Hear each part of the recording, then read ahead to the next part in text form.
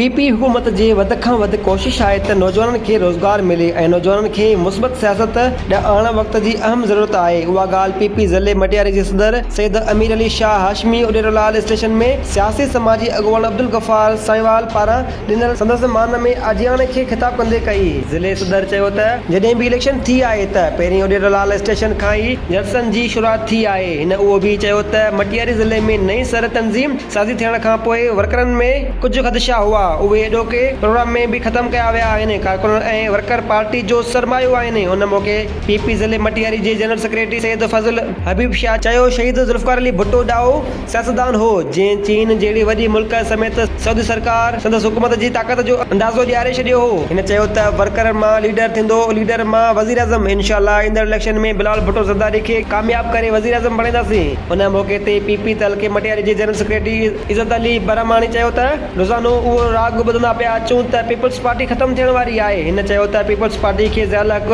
ख़तमु न करे सघियो, परवेज़ मुशर्रफ ख़तमु न करे सघियो ऐं हीउ निज़ाम पीपल्स पार्टी खां सवाइ नथो हली सघे। जॾहिं त उन मौक़े ते पीपी तहलके मटियारी जे सदर मोहम्मद यूसुफ छुटो चयो 1971 खां हिन वक़्त ताईं पीपल्स पार्टी सां साईंवाल ऐं छोटा क़ौम साथ निभायो आहे ऐं हमेशह पीपी खे ई वोट ॾिना आहिनि। साईंवाल छोटा बरमाणी पीपल्स पार्टी सां गॾु आहिनि ऐं गॾु रहंदा। नारायण साहब अॻी इलेक्शन में साईं जमील साईं खे वोट ॾिनऊं, फसर साईं खे वोट ॾिनऊं। कॾहिं बि साहब वारनि ॿी को पीपल्स पार्टी खां सवाइ वोट ॾिनो ई कोन्हे।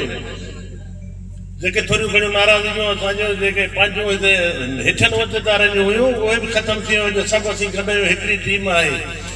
हींअर जेके छुटीअ जा उहिदेदार चूंडिया आहिनि, या तलके जा उहिदेदार चूंडिया आहिनि, या ज़िले जा उहिदेदार चूंडिया आहिनि, असीं सभु हिकु आहियूं ऐं रहंदासीं इंशाअल्लाह ताला गॾु हूंदासीं।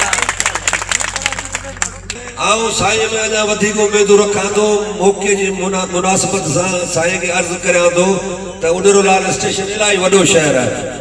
असां 8-9 करोड़ जा कम कराया आहिनि, पर अञा काफ़ी कम रहियल आहिनि जंहिंमें पेवर ब्लॉक ऐं नालियुनि जा कम मेन आहिनि। ऐं आऊं साईं खे अर्ज़ु कंदुसि त महिरबानी करे असांखे 5 करोड़ खनि उॾेरोलाल स्टेशन लाइ ॾियारे। साईं जा शुक्रगुज़ार आहियूं। तव्हां सभिनी जी महिरबानी। जीए भुट्टो।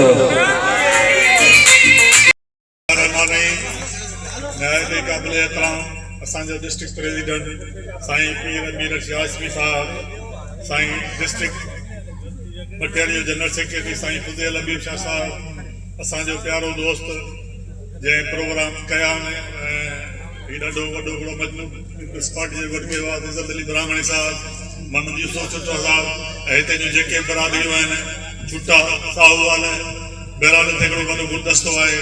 जेके माण्हू हिते जा बाशऊर आहिनि, असां त चवंदा जेतिरो शौक़ु हिन इलाइक़े मां आहे, ख़ासि करे स्टेशन जे माण्हुनि में हर लिहाज़ खां, एजुकेशन में तॾहिं तव्हां अॻियां आहियो, सियासत में तॾहिं मां अॻियां आहियो। जेकॾहिं ॿी का अहिड़ी सिर्फ़ आहे उन्हनि तव्हां पोइ ते कोन आहियो।